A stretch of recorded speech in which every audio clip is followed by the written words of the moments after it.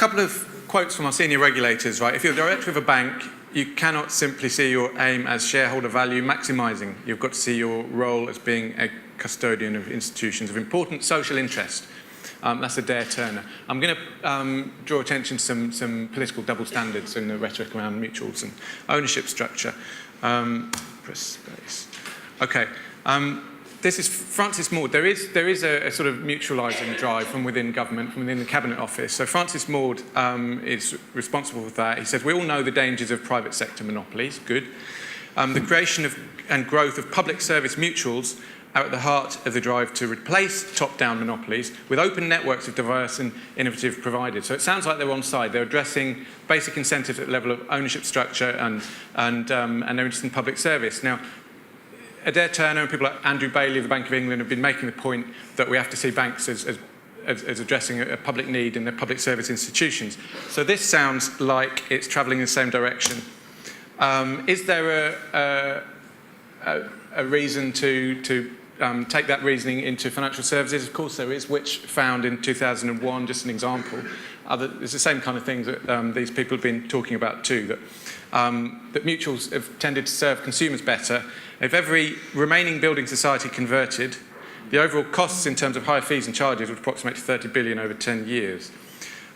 So when the Mutuals Task Force, under the wing of the government, have come up with this, there's real potential for mutuals to deliver more efficient and more effective public services across the country.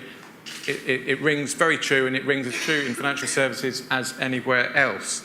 However, what have they actually said in relation to banking?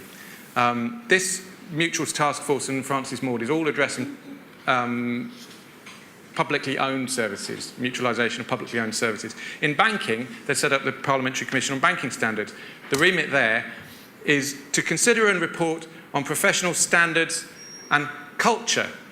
No mention of structure or ownership. George Osborne, coming before his own Parliamentary Commission on Banking Standards, he said he was interested in how the ethics and culture of the banking sector can be improved. And the examples he gave are either through developing the kind of professional standards and regulators, as in the medical or legal professions, or the expansion of our existing approved persons regime, for example, focusing on individuals, standards and ethics. Even more forlorn was the business editor of The Spectator.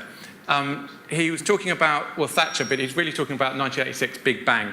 He says, yes, it's true, the bonus hunting, the gambling with other people's money, and the cult of financial sophistication were all byproducts of the reforms Thatcher instigated. But it could all have been quelled by wiser managers and politicians less dazzled by city money. It was human nature that led her changes astray. So the double standard I'm getting at is that as soon as they come to look at big commercially driven banks, they stop talking about ownership structure and they kind of talk about this sort of vaporous thing like culture. It's like they're chasing a sort of culture genie and trying to stuff it back in the bottle, but without reference to basic structural incentives. So who let the culture genie out of the bottle in the first place? Andy Haldane, Executive Director of Financial Stability at Bank of England, he points out that average holding periods for bank equities, the US and UK banks, the length of time that shareholders in banks were holding on to their shares fell from about 3 years in 1998 to around 3 months by 2008. Within 10 years, it became much more short-termist. Today, the average bank is owned by an investor with a time horizon considerably less than a year. Philip Auger points out it would have been practically impossible for a public company, PLC, in the UK to have resisted the trend, talking among banks, before the crash. It is very doubtful whether the shareholders of British banks would have tolerated a low-growth strategy. So my point is that, this is 2006, all-party parliamentary group for building society and mutuals. This found in a report the mutual sector has acted on a check on the PLCs. Both in terms of value and in issues like branch closures and charges on ATM machines. So it's even, they're better individually than PLCs on the whole in terms of value, but they also act as a check on the whole of the sector, if you have a significant proportion of mutuals. So our point is that we want to move from talking just about how to restrain banks, size caps, leverage caps, capital adequacy, liquidity regulations, but also talk about the impulses animating the institutions in the first place. Okay, this is a placard we're going to use at a demonstration this Thursday in Canary Wharf.